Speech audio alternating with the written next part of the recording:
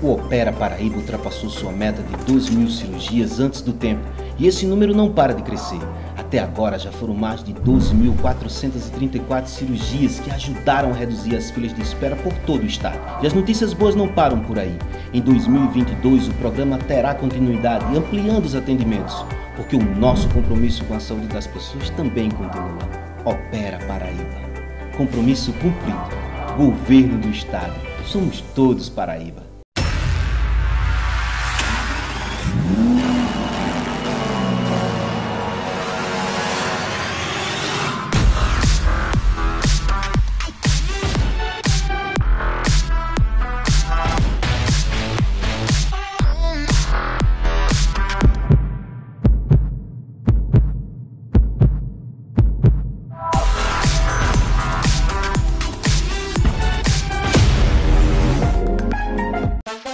Vai entender esse mundo.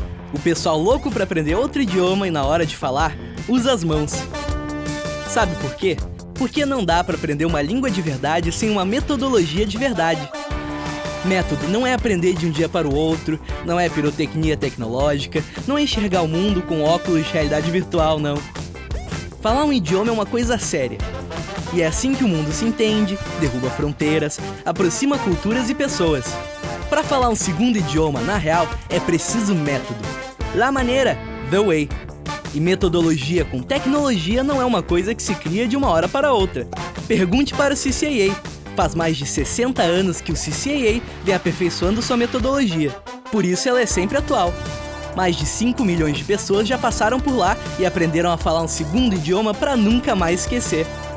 Porque no CCAA, todo mundo aprende a falar com naturalidade, como aprendeu a falar sua própria língua.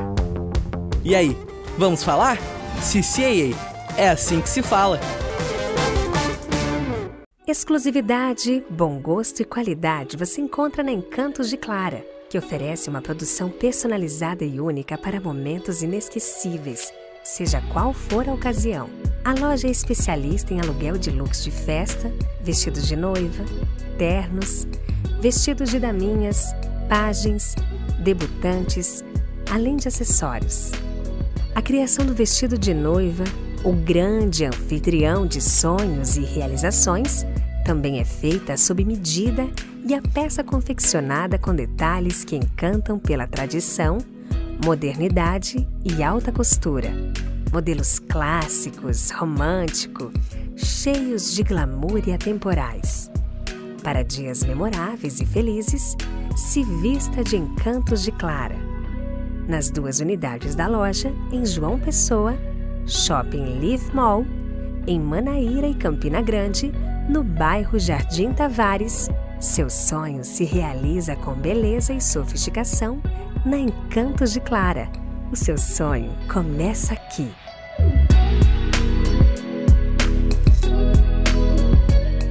Ao longo da vida descobrimos que para crescer é preciso apoio e motivação para trilhar o nosso próprio caminho. Na Escola SESI, seu filho adquire conhecimentos que vão além da sala de aula e que o acompanha por toda a vida. Educação de referência nacional, tecnológica, multidisciplinar e humana, conectada aos desafios do futuro. Desenvolva todo o potencial do seu filho, tornando-o autor e protagonista da sua história. Escola SESI, um mundo de possibilidades.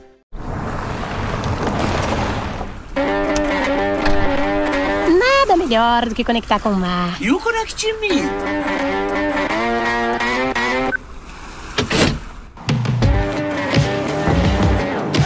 Isso é o vento ou o ronco do motor!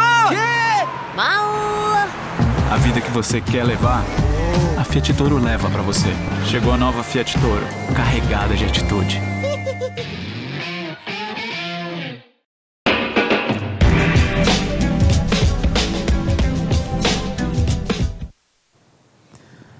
Olá pessoal, aqui é o professor Deusima Dias e estamos começando mais uma edição do programa Funes Cultural, parceria da Fundação Hernandes Sátero com a TV Sol e a Rádio Tabajara. Seja muito bem-vindo, seja muito bem-vinda a esse programa super especial, recebendo hoje esse amigo Leandro Branco da Silva, geógrafo, trabalha muito, gente, com geografia cultural, e o papo hoje vai ser sobre cultura e regionalismo.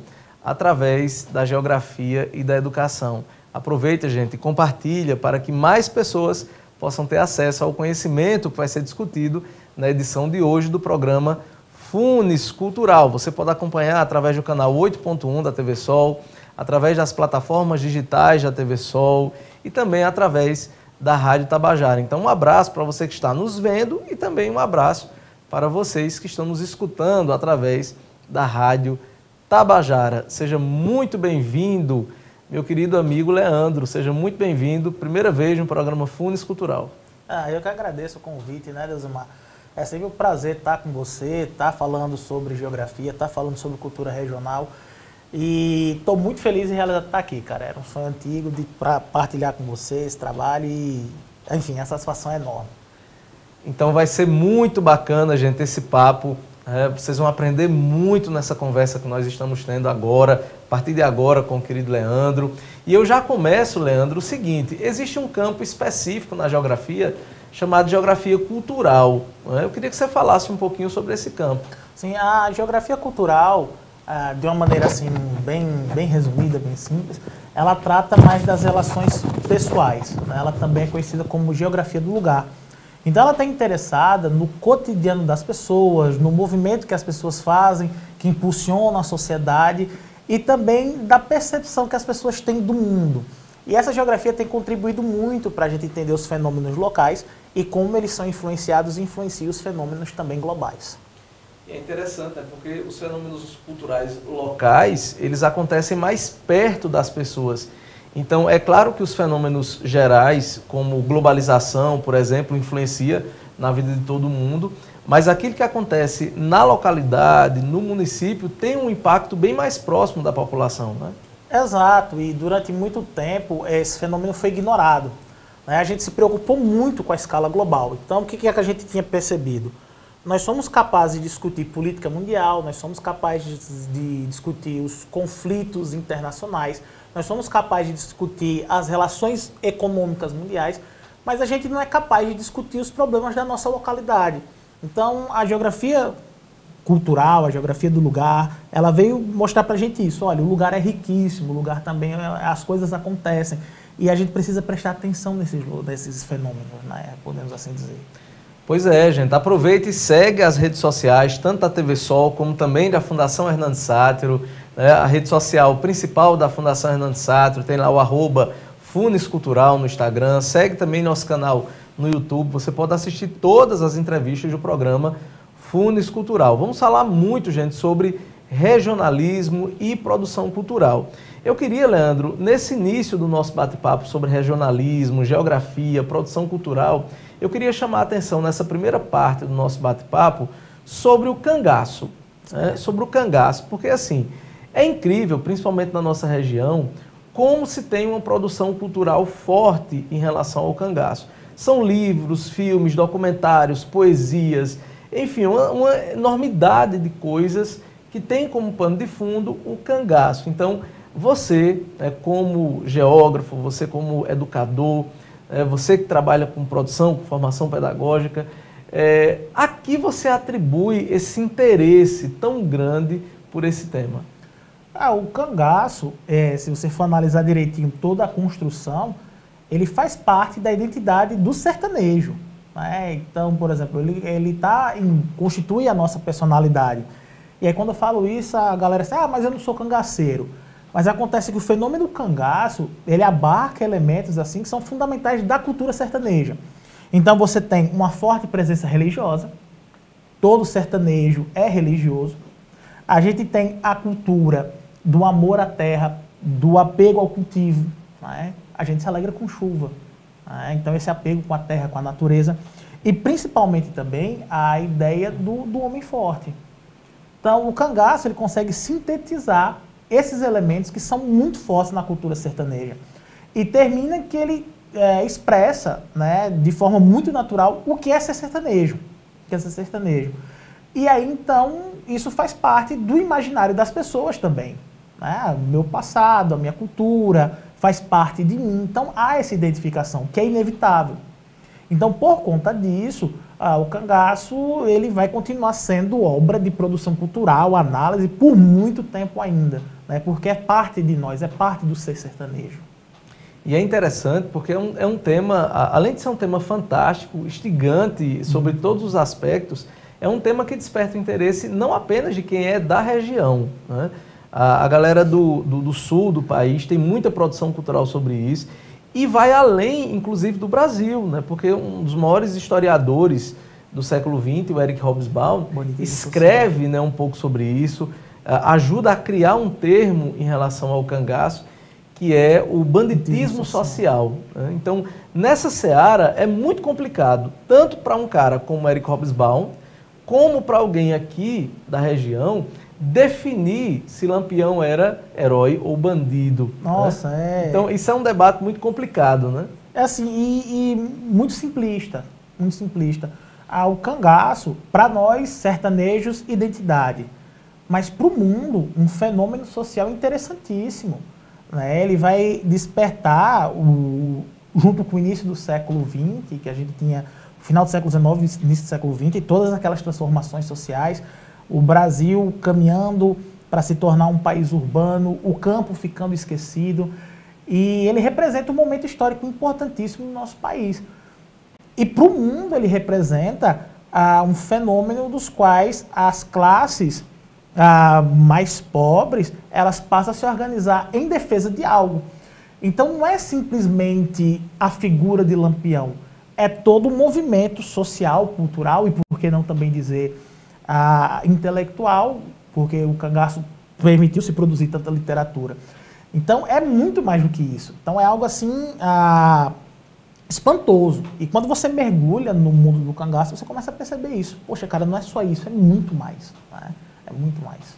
Pois é. Leandro, você nasceu em São Paulo. Isso. Né? Mas aí foi criado naquela região onde nasceu Lampião. Né? Então, você ali Serra Talhada, Triunfo. Né? Então, você é daquela região ali. E lá em Serra Talhada tem nome de rua, prédio público, fundação.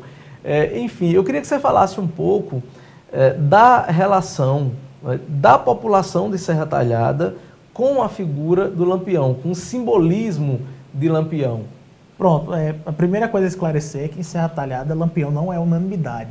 Não é? Apesar da gente usar o cangaço, inclusive é importante pensar nisso.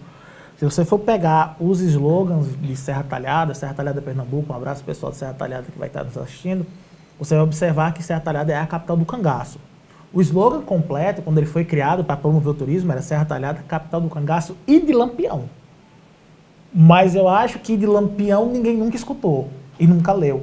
Isso acontece porque Lampião, no contexto de Serra Talhada, ele também teve rivalidade com famílias que hoje são tradicionalíssimas na cidade, e aí barrou-se a figura do Lampião, mas não a figura do cangaço. E é importante a gente analisar isso. Então, tipo, o cangaço é muito mais que Lampião. Isso prova. Então, por exemplo, no início dos anos 90, quando foi inaugurado o busto de Lampião, todos os protestos que tiveram para retirar o busto, né? E hoje, popularmente, a gente tem a Praça de Lampião e tal, mas popularmente, oficialmente não. E o cangaço, sim, o cangaço como símbolo de resistência, como esse símbolo regional, ele permanece, mas não a figura de Lampião. É curioso, né? É interessante, mas como você conhece a região lá, você acha, dentro de uma concepção até simplista da coisa, né? Você acha que uma parte considerável da população é favorável à retomada desses símbolos, a valorização da figura simbólica do Lampião? Como é que é, se a gente fosse dividir esse apoio lá em Serra Talhada, qual é a sua percepção? Olha, assim, é complicado, mas assim, a maior parte da população entende cangaço, né? Cangaço, não a figura de Lampião. Mas vira e mexe, quando você vai citar Serra Talhada e que você vai se levantar como citar símbolo de valentia, você fala, eu sou da terra de Lampião, você não fala da terra do cangaço, né? É como se fosse mais ou menos assim, Deusimar. Eu falo de cangaço como fenômeno, mas é muito abrangente, então eu preciso concretizar isso, eu preciso contextualizar, eu contextualizo na figura de Lampião. Então, tipo, apesar de querer separar, é indissociável. Não é? Porque quando você vai, por exemplo, resume o cangaço, Lampião. Não é? Mas o fenômeno é muito maior, mas é Lampião a figura central, é ele que resume a situação. Já a produção cultural de Mossoró já pega um símbolo diferente, né? Então, os cordéis, os livros, os filmes que envolvem a cidade de Mossoró lá no Rio Grande do Norte, já traz uma entonação diferente, porque é a cidade que, segundo as versões, resistiu às invasões de Lampião. Pronto, deixa eu contar uma história para você rapidinho que vai ilustrar bem essa situação. Eu fui para Natal com excursão de escola, né, inclusive do colégio lá de Serra Talhada, Colégio da Imaculada Conceição, e a gente foi para Natal, né, e nesse trajeto a gente resolveu passar por Mossoró. E o que acontece? Quando eu me apresento que sou de Serra Talhada, porque tenho identificação com a cidade, morei lá há muito tempo, enfim. E, geralmente, quando se fala que você é de Serra Talhada, pela cultura do cangaço, as pessoas são temerosas a você. E eu tenho vários exemplos para ilustrar isso, tipo de voo, né, eu estar aqui do lado, assim, indo para Salvador, um cara conversando, e ele perguntar de onde eu era, dizendo, não, sou de Serra Talhada. E ele simplesmente não querer mais conversar. Então, tem o estigma de cabra valente. E quando a gente estava em Mossoró, cara, isso não surtiu efeito. Quando você estava em Mossoró, o Lampião foi expulso de lá, né? Segundo conta a história. E não surtiu efeito. E tanto fazia como fez, né? Eu era só mais um cidadão comum, muito pelo contrário, eu tinha sido expulso dali, né? Culturalmente falando. E foi muito estranho. Muito estranho, porque não tinha cultura de homem valente. Inclusive, a gente foi lá numa praça, eu vou esquecer o nome da praça agora, que você tem uma exposição, tal, falando sobre... E eu fui ler, cara. E é o maior orgulho do pessoal do Mossoró contar essa história de que expulsou o Lampião. Eu digo, pronto, aqui foi o único lugar onde os meus símbolos de masculinidade, macheza, tal, do homem sertanejo forte, não vingou. E eu fiquei, assim, desprotegido, cara. É a expressão. É interessante, né? Eu fiquei desprotegido. Muito interessante isso. É complicado separar a imagem do cangaço do próprio Lampião. Né? Nós sabemos que não foi. Lampião não é o fundador do cangaço e nós sabemos também que Lampião não responde por tudo que aconteceu no cangaço. Né? E você já colocou na parte inicial dessa entrevista, especificadamente lá sobre Serra Talhada, que a galera tenta fazer essa divisão, né, de Lampião com o cangaço. Mas é muito complicado separar essas duas histórias. Né? É, porque Lampião, assim, ele tornou o cangaço um fenômeno midiático também. Né? Então, quando Lampião permitiu que se acompanhasse, filmasse sua vida e documentasse, de certa forma ele se tornou o maior expoente do cangaço. Então, boa parte do que a gente conhece sobre cangaço hoje, que a gente tem noção, foi por meio dessa exposição midiática do Lampião. Então, ele se tornou o símbolo. Ele se tornou o símbolo do cangaço. Foi inevitável. Provavelmente, se o cangaço fosse hoje, nos anos 2000, 2010 para cá, o mais recente, na época das redes sociais, Lampião teria 1 milhão de seguidores tranquilamente, cara, como fenômeno midiático. Lampião fazendo uma história, tô aqui, tô indo para tal lugar, e a galera acompanhando, provavelmente. Porque já naquela época ele já teve essa visão, e hoje muito mais. Grande parte dessas imagens que você citou, as fotografias, os vídeos originais, foram feitas pelo libanês Benjamin Abraão, né, que conseguiu uma autorização de Lampião para acompanhar o bando. Inclusive tem uma história bem interessante sobre isso, que quando o Benjamin Abraão chegou, né, para fazer as filmagens, o Lampião não permitiu que ele fizesse as primeiras gravações. Então, primeiro, Lampião pegou a câmera e gravou o Benjamin Abraão como uma forma de dizer assim, peraí, deixa eu ver se você não vai atirar em mim, se isso é uma arma ou alguma coisa nesse sentido.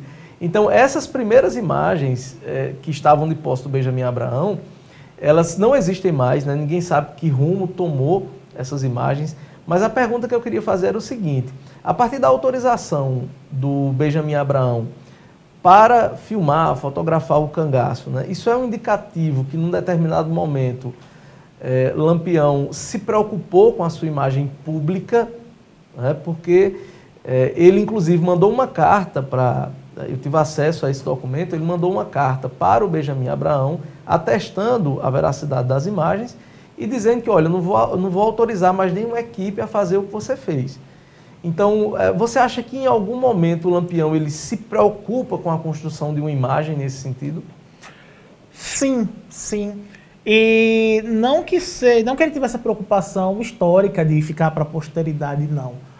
Na verdade, eu penso o seguinte, Lampião, no seu contexto de ser humano, ele veio de uma família de dificuldades, sertão e aquele negócio todo, e ele conseguiu, quer queira, quer não, ascensão. E quando você vem, geralmente, das camadas mais pobres e você consegue ascensão, você quer mostrar que você conseguiu. Então, de certa forma, seria uma forma de celebrar a ascensão. Seria uma forma de celebrar a figura de Lampião concretizada, né? Então, eu acho que passa mais por esse sentido. Não que ele não se preocupasse com o movimento, nem com aquilo que significava, mas eu acho que mais por uma questão pessoal. Disse, olha, eu era um Zé Ninguém, digamos assim, e agora eu sou uma pessoa que está me preocupando para filmar. Então, eu consegui chegar em algum lugar. E me faz bem estar nesse lugar, sabe? Eu costumo comparar, claro, a comparação é muito simplória, mas como o jogador de futebol que consegue um salário mais alto, veio das categorias de base mais pobre, ele compra um carro do ano de última geração, reafirmando, olha, eu consegui. Acho que foi mais ou menos isso, uma questão mais de satisfação pessoal do que qualquer outra coisa. Pois é. Inclusive, nós citamos agora há pouco o Benjamin Abraão, o fotógrafo libanês que forneceu todas essas fotografias, os vídeos que você tem de Lampião foram filmados a partir da autorização dada ao Benjamin Abraão, e pouco tempo depois o Benjamin Abraão foi assassinado, né, com mais de 40 facadas, possivelmente em um ato de retaliação, né, inclusive depois da morte de Lampião, ainda ali no período de Vargas, né, com todo o combate que houve ao cangaço. Então fica registrado aqui que a história, infelizmente, não acabou bem para o Benjamin Abraão. Né? É porque quando você divulga o movimento, quando você, mesmo com interesse jornalístico, a ideia que se dá é que você está apoiando o movimento, né? E quer queira, quer não, as filmagens tiveram projeções nacionais e exaltou a figura de Lampião. Então, creio que por conta desse apoio, né? Tipo, ele apoiou o movimento, fez questão de registrar. Então, isso pode ter sido uma das causas do assassinato. Pois é. Leandro, você falou na parte de jornalismo, né? Agora, eu vou fazer uma pergunta, mas é uma pergunta mais do ponto de vista pessoal mesmo, né? Nós temos um avanço, né, dos bandos aqui na atualidade que praticam crimes relacionados a estouro de bancos nas cidades do interior. Então, é uma prática que, infelizmente, é cada vez mais comum nas cidades pequenas. E eu queria saber a tua percepção quando a imprensa sulista, ou até parte da imprensa mesmo nordestina, trata esses crimes, né, de assalto a banco como o novo cangaço. Qual é a tua percepção quando você escuta esse termo novo cangaço associado aos assaltos e explosões a bancos no interior? Eu fico preocupado, né, porque o cangaço, como a gente estava falando no começo dessa discussão, é um fenômeno artístico, cultural, social. E esses assaltos, né, como tem acontecido com grande frequência, e apelidados de novo cangaço, eles não caracterizam o movimento, não é novo cangaço. Na verdade, é um novo tipo de violência que se instalou na nossa sociedade, onde o crime está cada vez mais organizado e o Estado, infelizmente, por uma série de questões que a gente não vai elencar agora, mas não consegue combater, né? E aí se compara com, talvez a analogia se dá pela violência que se tinha, a do cangaço, e a violência que se tem nesses assaltos que mobiliza o pessoal, pendura na frente, enfim. E essa analogia, mas não cabe. É uma analogia muito simplista, e que quando você fala em cangaço ainda é muito midiático, rende, né? Então se colocar isso para chamar a atenção dos telespectadores para a notícia. Mas não cabe a comparação, não cabe. Inclusive existe até outra, né? Existem alguns textos, até mesmo acadêmicos, comparando o crime organizado no Rio de Janeiro também com o novo cangaço, que é também um equívoco muito grande. Eu não só concordo com você, como até acrescento, Leandro, que a meu ver, existe até um pouco também de preconceito, né, em relação a isso, porque para você começar a entender o cangaço, que é um movimento muito complexo, é tanto que se você analisar as produções culturais sobre o cangaço, você vai perceber que nós teremos ali várias linhas diferentes, no sentido de que parte das produções colocam o Lampião apenas como sendo um sanguinário, assassino, outros reverberam mais a parte social. Então, o cangaço é um movimento muito complexo para você tentar resumir isso a uma explosão de banco ou um assalto a banco. Eu acrescento aí esse componente, inclusive, do preconceito regional mesmo, justo. De tentar associar um movimento hipercomplexo com algo simplista da modernidade. Até porque isso é uma questão, para mim, bem elementar. O cangaço, ele foi vivenciado aqui no sertão e você tinha várias classes sociais, vários níveis culturais. Então as pessoas têm percepção diferente do que era o cangaço. Da mesma forma que as pessoas também têm percepções diferentes das suas personagens, como por exemplo Lampião. Quando a gente coloca Lampião como herói bandido, apesar de ser muito simplista essa ideia, mas eu estou mostrando dois pontos de vista predominantes acerca da figura de Lampião, né, que foi, e aqui, do ponto de vista do imaginário popular, uma figura mítica. Né? Então, quando eu faço essa ideia simplista, eu estou trabalhando com o imaginário popular, mas cientificamente e jornalisticamente falando, eu não posso ter essa visão. Né? É muito pouco, é uma visão muito pequena do fenômeno, então é bastante equivocado. Pois é, estamos recebendo aqui, gente, o geógrafo, trabalha muito, gente, com geografia cultural. A gente está num bate-papo muito bacana com o geógrafo Leandro Branco da Silva, né, nesse bate-papo muito bacana sobre produção cultural e regionalismo, batendo um papo bem bacana sobre cangaço. Eu quero aproveitar e mandar um abraço, né, para nosso querido Toninho, que está aqui acompanhando também a gravação do programa. Um abraço, Toninho, um dos braços fortes lá da Fundação Hernandes Sátiro. Um abraço a toda a equipe técnica da TV Sol, da Rádio Tabajara, toda a equipe da Fundação Hernandes Sátiro, que vem se esforçando muito para que esse programa, para que tudo dê certo, para que a gente possa continuar levando informação e um debate de alta qualidade para todos vocês. Leandro, eu queria continuar um pouco nessa discussão, né, sobre o cangaço, especificamente agora sobre um ponto relacionado a Lampião, que eram as relações políticas do Lampião. Então, nós sabemos que a base do cangaço era a luta contra os coronéis, né? Então, contra o coronelismo que se estabeleceu ali no início da República Velha. Apesar de ser um movimento que, do ponto de vista geral, tinha uma base contrária ao coronelismo, Lampião tinha algumas alianças pontuais com alguns coronéis, né? Então, você acha que, por algum momento, né, Lampião pensou em ter um projeto político maior a partir dessas alianças? Como é que você analisa isso? Veja só, Deusmar, é uma pergunta assim, interessantíssima, mas entenda o seguinte: quando a gente começa a perceber Lampião, quando ele sai de um movimento social de oposição aos coronéis, e quando ele consegue alcançar um posto de influência, quando ele passa a ter esse apoio popular, a classe política dominante começa a se interessar também por Lampião. Né? Então, a classe dominante, ela começa a se interessar pelo que Lampião representa. Então, a partir disso, né, o que a gente vai ter? A galera vai procurar Lampião, e aí, então, Lampião vai ser convidado a participar de certos movimentos. Então, Lampião vai conseguir o que Pierre Bourdieu vai chamar de capital simbólico, e as elites da época vão se interessar por esse capital. Então, ele vai passar a conversar com coronéis, passar a ter apoio desses coronéis, ele vai passar a ter apoio de personalidades, de políticos locais, e isso vai fazer com que a figura de Lampião se torne ainda muito mais influente. Então, ele consegue ascender numa luta contra os coronéis, consegue um capital simbólico, um poder de influência muito grande, e as pessoas, então, a classe lá política da época, dominante, passa, então, a ter interesse nesse capital simbólico que Lampião tinha. E aí, a partir de então, ele passa a construir relações a partir desse capital. Então, é um acaso que ele soube aproveitar. É um acaso que ele soube aproveitar. E aí, a fama dele se torna ainda maior. Ele consegue multiplicar esse capital. Fez um investimento e multiplicou. Né?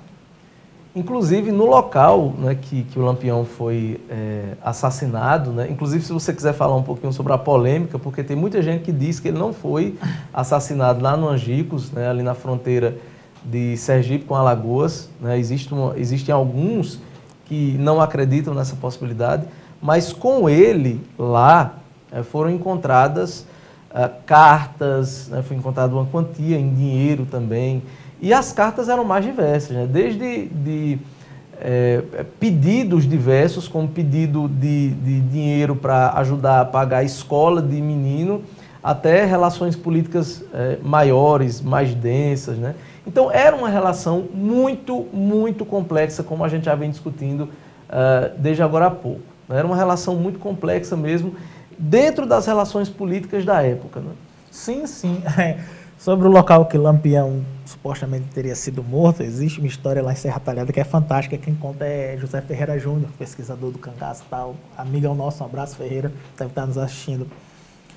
Ele conta que numa cerimônia, né, levaram 4 do bando de Lampião para lá, para comemorar, fazer a visitação, enfim. E aí, quando chega no local, os 4 olham assim e dizem, entre eles, e quem estava do lado percebeu, rapaz, não foi esse local, não. Aí um dos cangaceiros que estavam lá, cutuca e disse, rapaz, deixa pra lá, vamos mexer nisso não. Né? E essa história, segundo contam, né, prova que não foi bem ali o local, mas isso é outra discussão.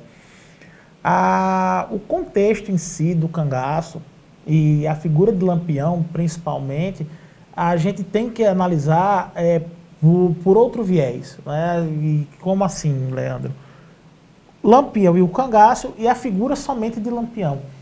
As relações políticas que Lampião estabeleceu ao longo do período que ele teve à frente do bando e tal, são relações difusas, assim, você não encontra um padrão. Né? O que prova que, por onde ele passou, ele conseguiu estabelecer vínculos de todas as esferas. Né? E isso faz com que a complexidade ela se torne ainda mais densa. Né? Então, mergulhar nesse universo das relações de Lampião é assim, algo fascinante, algo que vai requerer muito tempo, porque são muitas relações mesmo. E são muitas histórias também. Toda família, gente, sertaneja, tem alguma história de algum antepassado com Lampião. Né? É impressionante. Nós que estamos em sala de aula, nós escutamos muito isso. Basta você sentar num grupo de conversa, você está no bar, você está na escola, você está na rua, na calçada. Toda família tem alguma história de algum antepassado que vivenciou alguma história com Lampião. Leandro, deu tempo Lampião vivenciar essas histórias todinhas, porque tem algumas, gente, que não são muito verdade, não, né? Então tem muito disso. A gente escuta muito isso, inclusive regiões pelas quais o Lampião foi, que não era característica de, por exemplo, capitais de estado. Nós sabemos que o Lampião andava muito através da fronteira dos estados. Mas são milhares de histórias. Deu tempo o Lampião ter vivido essas histórias todas que o povo conta? Claro que não, né? Mas é a questão da figura de Lampião, né? Como ele passou a ser admirado pelas classes populares e odiadas por outras classes, se criou em torno da figura dele uma posição mítica, né? E quando você tem essa posição de mito, a história vai mostrar isso diversas vezes com vários exemplos, gera-se então histórias, né? Porque você quer ou enaltecer ou você quer denegrir a imagem do mito, né? Então são histórias muitas vezes que vão colocar Lampião como praticamente uma divindade e são histórias que vão colocar Lampião como o mais cruel dos seres humanos. Isso faz parte do folclore e da figura, né? do que ele representava. Mas claro que não deu para vivenciar, é impossível. Mas isso mexe com o imaginário popular, né? E isso faz Lampião ser tão fascinante se estudar. Uma coisa fantástica que eu acho em relação à produção cultural, à história, à geografia do início do século XX, aqui no Nordeste especificadamente, é que os personagens, as histórias, elas passam a ser enredadas. Nós temos uma série de personagens que vão se encontrando através de tramas, de regionalismos, através das produções culturais. E é aí que eu entro nessa segunda parte do nosso bate-papo para falar um pouco sobre a relação entre Lampião e Padre Cícero. Porque se você leva em consideração a produção cultural no Nordeste, é impossível de não se falar em Lampião e Padre Cícero. Né? Havia uma relação de fato, né, com os dois. Quem visita o Juazeiro sabe que algumas pessoas próximas a Padre Cícero tentaram inicialmente colocar que não havia uma relação tão próxima entre eles, só que existem cartas, existe uma relação bem documentada. Então, como é que você analisa essas relações entre esses diversos personagens que são agentes motivadores de tantas histórias e tantas produções no âmbito cultural? interessante a produção literária e a produção científica desse período. Quando você vai olhar a produção literária, é só uma parte aqui que eu acho importante mencionar. Você tem histórias, e todas essas histórias, por mais absurdas que sejam, elas têm confirmação popular, né? Então, são validadas por isso. Conta-se na minha família, por exemplo, que meus bisavós deram guarita a Lampião. E essa história é perpassada, tá? E conforme ela é perpassada, novos elementos são acrescentados e retirados, faz parte, né? Mas é validado. Então, as propriedades próximas também, que a gente ainda convive, também valida a história, né? Então, isso é interessante. Então, no folclore existe a validação popular, então, portanto, é verdade, não se questiona no itinerário popular, claro. Já no ponto de vista científico, muita coisa ainda precisa ser esclarecida, né? E a ciência está aí para isso, e conforme vão se esclarecer, a gente vai tendo uma percepção maior disso. No caso do Padre Cícero em si, era uma relação política, e que, creio eu, que depois se tornou uma relação de admiração, respeito e, por que não, amizade, né? Apesar de se negar e se ocultar, como você bem citou. O Padre Cícero, quando ele ascende no Ceará, principalmente na região do Juazeiro, quando ele se torna prefeito da cidade, ele tinha duas preocupações intensas, podemos assim dizer. A primeira, se manter como autoridade da época no local e ter o prestígio dele como religioso prefeito em si. E a segunda era manter o cangaço longe, né? Porque o cangaço, para ele, ia representar um problema. Então, diante dessas duas preocupações, isso justificaria a aproximação como Lampião. Olha, vamos ser amigos, né? Vamos ser amigos, você faz o seu aí, eu faço o meu aqui, e a gente mantém essa relação próxima. E fora mais que o governo local também pressionou o Padre Cícero, né, para tentar politicamente convencer Lampião, enfim, perseguir essa coisa toda. Então existia essa relação, que primeiro foi por interesse político e depois se aproximaram, né?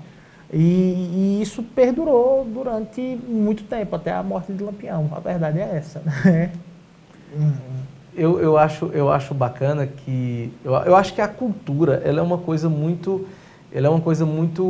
peculiar, forte, ela é uma coisa que traz muito as nossas histórias. E aí eu vou citar agora nesse nosso bate-papo Ariano Suassuna. Eu acho que Ariano Suassuna é o autor que consegue sintetizar parte considerável das histórias e das culturas nordestinas. E é muito difícil, porque apesar de eles serem contemporâneos, aquilo que o Lampião representava era diferente daquilo que o Padre Cícero representava, né? E o Ariano Suassuna conseguiu colocar na mesma história, dentro de uma produção cultural vinculada aos seus escritos, que depois foi adaptado para a TV e para o cinema, Lampião e Padre Cícero no Auto da Compadecida. Aquela cena icônica da gaita, né? Aquela cena icônica, né, de que o Severino de Aracaju, ao tomar a facada de João Grilo, iria se encontrar com o Padre Cícero, o Severino de Aracaju cangaceiro, né? Então eu acho que ele conseguiu de uma maneira magistral fazer isso, né?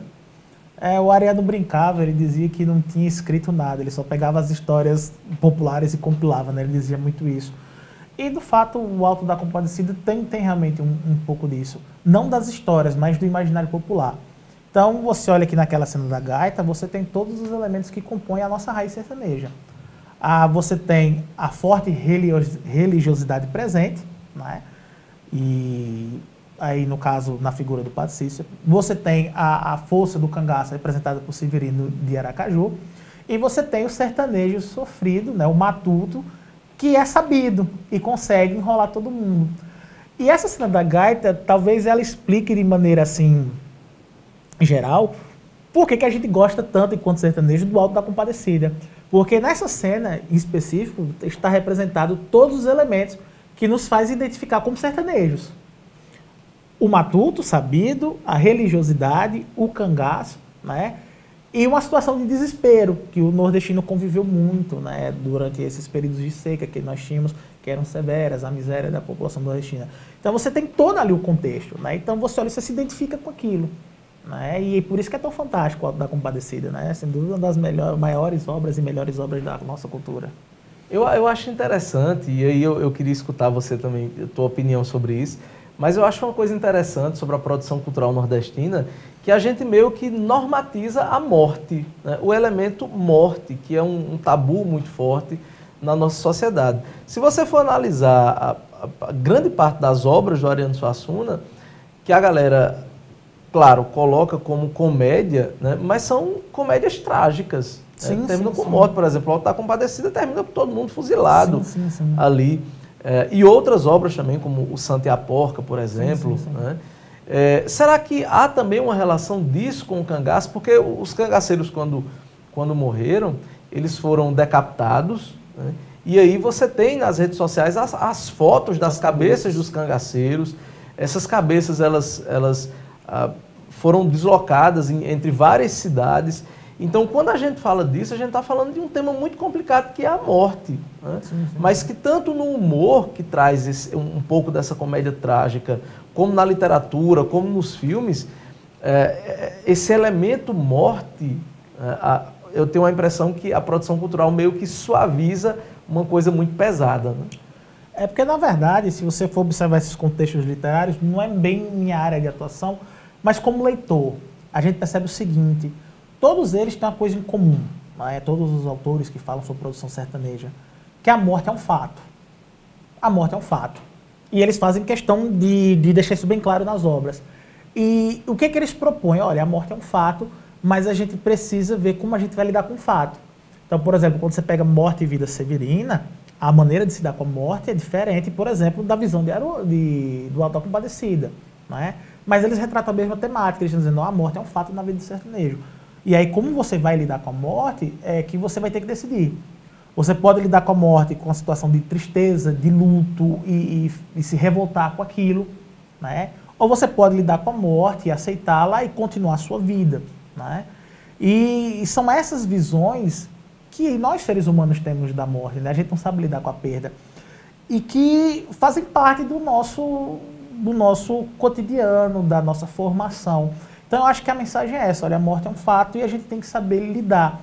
Às vezes, nem sempre da melhor forma, a gente vai lidar com isso, mas que a gente precisa entender, né? A vida segue, a gente não pode mudar esse fato, né? Mas que a gente tem que continuar, né? E aí isso faz parte da força do sertanejo. Eu acho interessante nesse sentido, né? Pois é. Gente, nós estamos recebendo o professor Leandro Branco da Silva, trabalha muito com a parte de geografia cultural, por isso nós estamos nesse bate-papo bem bacana sobre regionalismo. Quero já aproveitar para dizer a você que compartilhe, né, para que mais pessoas possam ter acesso ao conhecimento que está sendo discutido aqui. Um programa riquíssimo, gente, de hoje, um programa super especial, não só porque eu estou recebendo esse grande amigo, né, Leandro, mas pela essa preciosidade desse debate que nós estamos tendo. Então, um abraço para você que está nos vendo através da TV Sol e também você que está nos escutando através da Rádio Tabajara. Um forte abraço, viu, gente? Leandro, eu queria entrar num outro tema agora, já mais pedagógico, já mais educativo. Você é professor de História e Geografia Regional, né? Você trabalha com História da Paraíba, com História de Pernambuco, com História do Rio Grande do Norte, né? Principalmente direcionado a concursos públicos. Né? Eu queria que você falasse um pouco sobre a importância do trabalho relacionado à História e à Geografia Regional. Na verdade, nos últimos anos, em virtude do Exame Nacional do Ensino Médio, a gente trabalha essas temáticas, mas de forma secundária. Né? Infelizmente, em que sentido isso? A gente tem uma preocupação com o Exame Nacional do Ensino Médio, a gente tem preocupação com os vestibulares e com os concursos públicos, enfim. E se cobram temas mais gerais. Então, o regionalismo, ele é deixado de segundo plano. Isso não é bom. Isso não é bom. A gente perde muito. Em que sentido? Quando a gente não trabalha a cultura local, a gente deixa de construir a nossa identidade. Então, a gente não se reconhece como indivíduo do lugar. E isso faz com que a gente perca, né? E a gente não tem aquela identificação com o local, não tem aquela afetividade. A gente, então, deixa de priorizar esses conteúdos e a gente não consegue fazer aquele trabalho de formação da cidadania como deve ser feito. Então, a gente termina perdendo muito, né? E o que é uma pena.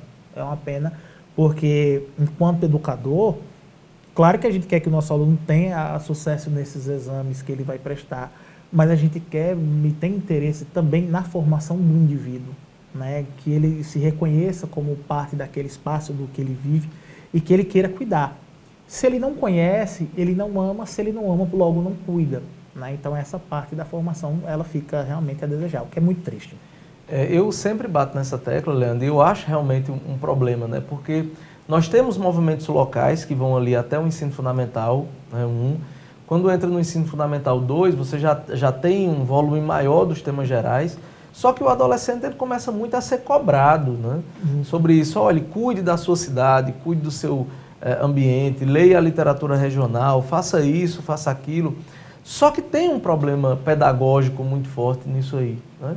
Eu fico pensando no seguinte, como é que um adolescente ele vai cuidar da sua cidade se ele não tem ideia do que é a cidade? Ele só tem ideia do que é o local que ele mora e do trajeto que ele vai até a escola. Como é que eu digo assim a um aluno, cuide do seu meio ambiente, se ele não tem um trabalho mais efetivo sobre a caatinga, sobre a região dele, né? Ele sabe, por exemplo, identificar um aluno de 8º no ano, ele sabe identificar alguma coisa sobre a dinastia Shirhuandi, lá da China, mas ele não consegue, por exemplo, identificar um pé de juazeiro. Né? Então, eu vejo isso como um problema muito forte na educação. Muito, inclusive, Deusimar, até mesmo a produção local, didática para se trabalhar, a gente não tem. Quando a gente vai... Eu tiro aqui pelo município de Patos, quando a gente vai trabalhar história de Patos, geografia de Patos, os materiais são muito escassos. E grande parte dos materiais que existem são de professores que se preocuparam e produziram esse material. Então, é muito difícil, muito difícil. E quando você fala do aluno, cara, isso é um problema tão grande que a gente tem, até mesmo em construção de sociedade, né? Como é que eu falo para o patoense amar Patos e cuidar de Patos se ele realmente não conhece Patos?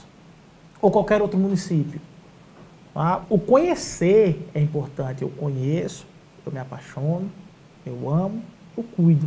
Então você não tem esse ciclo, né? E termina que você tem, eu digo claramente, uma educação pobre. Porque a gente não consegue despertar esse sentimento no aluno quanto à obrigação da escola, né? Então eu acho esse sentimento que eu tenho de pobreza educacional em relação a esses aspectos enorme, enorme. Eu acho a gente falho, né, nesse quesito. Eu acho que uma das soluções, e aí você pode colocar outras, Leandro, eu acho que uma das soluções é colocar artistas e produtores, escritores, é colocar a cultura dentro da escola. Né? Porque nós temos um tempo limitado para trabalhar alguns conteúdos. Sim. Só que é o seguinte, você tem muitos poetas, escritores, você tem a literatura de cordel, você tem a música. Então, quando você traz esses elementos culturais para a sala de aula, você potencializa as relações de ensino-aprendizagem. Então, eu acho que você levar essa produção cultural para dentro da sala de aula é uma das formas de você trabalhar o local a partir de uma perspectiva mais ampla, né? Sim, sim, até porque a gente faz o aluno vivenciar a cultura local, coisa que pouco é feito, Então, eu tenho artistas locais, eu tenho toda uma cultura local, todo um aparato que poderia funcionar, né? Então, levar a cultura para a escola é fundamental, principalmente a cultura local. E isso não é feito, né? Isso não é feito. E aí o aluno não conhece a cultura local e ele não vivencia. E vivenciar a cultura local, ela é muito importante. Por vários aspectos, por exemplo, preservação do patrimônio, identidade, afetividade, sentimento de pertencimento, né? Que são coisas que vão fazer com que o camarada se interesse pela cidade. Se eu tenho um cidadão que se interessa pela cidade, se eu consigo despertar esse interesse no cidadão, eu tenho um eleitor melhor, né? Um cara mais consciente. Então ele vai fazer uso do seu voto. O cara que é preocupado com a cidade, que é preocupado com os problemas locais, ele vai participar da associação de moradores, ele vai lutar por melhorias para o seu lugar. Então, essas atitudes fazem com que eu tenha a melhoria do cidadão. Eu melhorando o cidadão, automaticamente eu melhoro a cidade, o local que eu vivo. Então, são coisas muito relacionadas. Tem enredado tudo. Inclusive, aqui em Patos, né, nós temos o nosso querido Janduí Dantas, que tem um trabalho fantástico na área de língua portuguesa, gramática em cordel, e ele tem várias publicações nessa área do cordel, na área gramatical, de língua portuguesa, de regionalismo. Então, é um cara que já andou muito, né? Atualmente ele não está morando em Patos, né? Um abraço, Janduí, atualmente está morando em Campina Grande, mas é um cara que volta e meia está por aqui, distribuindo os seus cordéis, fazendo palestras nas escolas, produzindo sempre algo novo, né? Então isso é muito bacana. Um dos trabalhos do Janduí, um trabalho fantástico sobre a Revolta de Princesa, né? Que assim, é outro tema também fantástico do ponto de vista cultural, né, para se trabalhar. Porque a Revolta de Princesa também tem muito essa mescla, né, do coronelismo, das relações de poder, né, que já se coloca ali na década de 20 um pouco mais fragilizado com as disputas entre João Pessoa e o coronel Zé Pereira. Tem muitos cordéis, muitos livros. Tem um documentário fantástico, gente, que eu vou indicar para vocês, que é o Princesa do Sertão, que é um documentário assim fantástico sobre a Revolta de Princesa. Então é outro tema, Leandro, que desperta também um interesse muito forte, né? E que é fundamental para a gente entender a Paraíba atual, né? É fundamental. Você pega ali o contexto, né, de Princesa Isabel se relacionando com os outros estados, João Pessoa tomando posse e modificando toda a carga tributária, prejudicando os comerciantes do sertão, e os coronéis, então, se unindo e lutando para modificar essa legislação. E isso ajuda a explicar a desigualdade territorial que a gente tem dentro do estado e que permanece até hoje, né? Então, se você vai olhar para o nosso estado hoje, você tem João Pessoa, Campina Grande, né, Litoral e Agreste altamente pulsantes economicamente, maior concentração populacional, e você tem um sertão com menor população, com um certo desenvolvimento, mas que não se compara à capital. Então, essa desigualdade regional, ela já existia há muito tempo e ficou expressa na Revolta de Princesa. E hoje, um dos maiores desafios que se tem na administração pública da Paraíba é tentar amenizar um pouco dessa desigualdade. Coisa que, nos últimos anos, tem melhorado, mas ainda não é suficiente, né?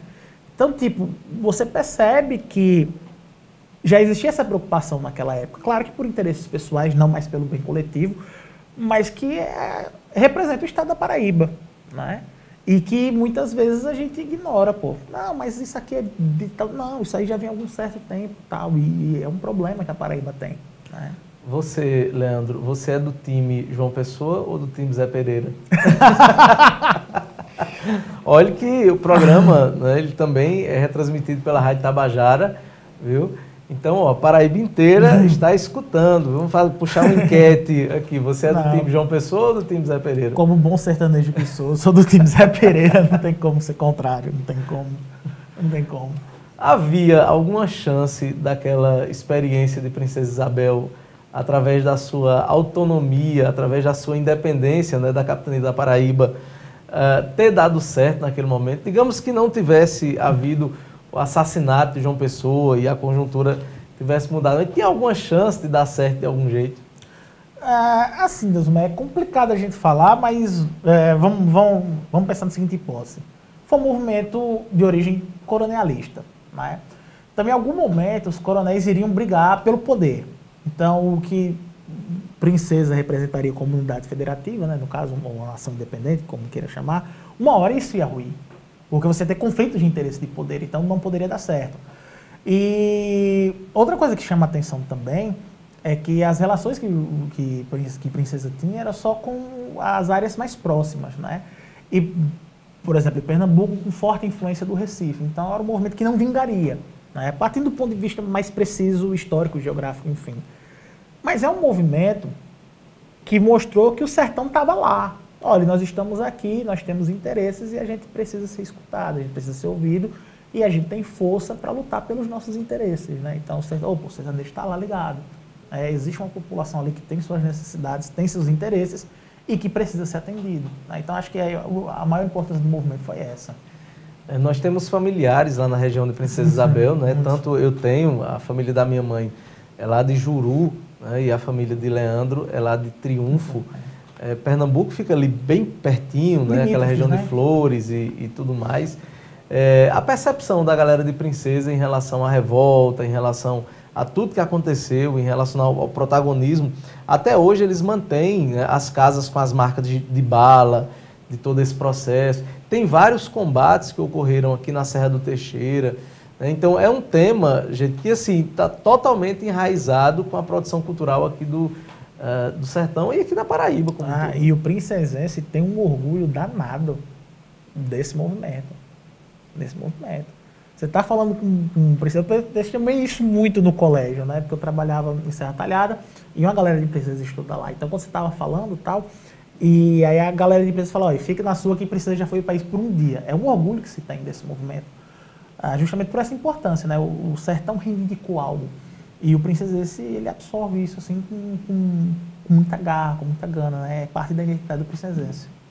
Pois é, gente, estamos chegando ao final do programa Funes Cultural de hoje. Esse bate-papo incrível, gente, com o professor Leandro Branco da Silva. Pessoal, um documento histórico aqui hoje, essa entrevista. Aprendemos muito, né, com esse rapaz que, assim, tem um conhecimento fora do comum. Eu tenho muito prazer de poder discutir e aprender muito com você, Leandro.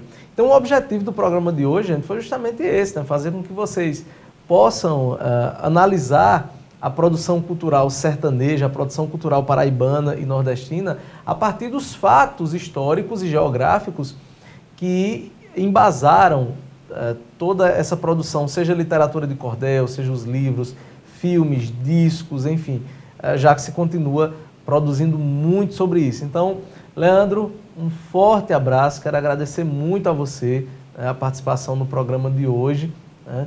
E só reverenciar esse momento e dizer que nós aprendemos muito. Eu que agradeço, professor Deusmar, o convite, agradeço também a TV Sol, a Rádio Tabajara, Funes, e eu espero voltar aqui mais vezes, porque ficou um gostinho de quero mais, né? Essa conversa aqui muito boa, a temática é muito abrangente, né? Tem muita coisa para se discutir.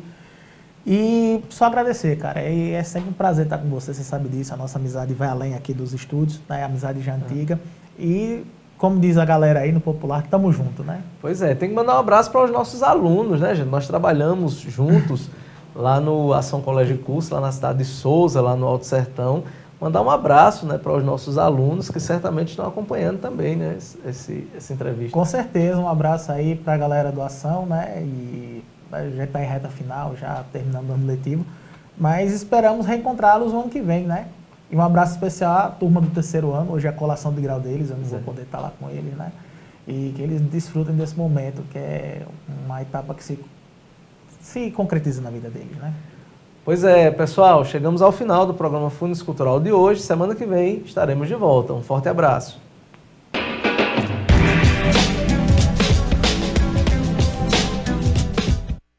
O Opera Paraíba ultrapassou sua meta de 12.000 cirurgias antes do tempo e esse número não para de crescer.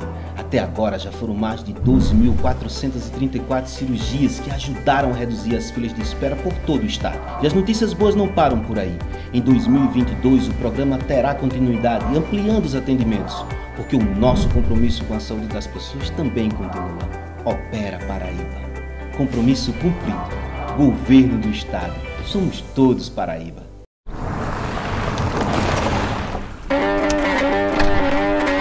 Nada melhor do que conectar com o mar. E o Connect Me?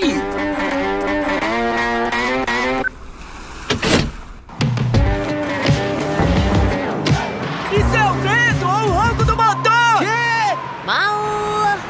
A vida que você quer levar, a Fiat Toro leva pra você. Chegou a nova Fiat Toro, carregada de atitude.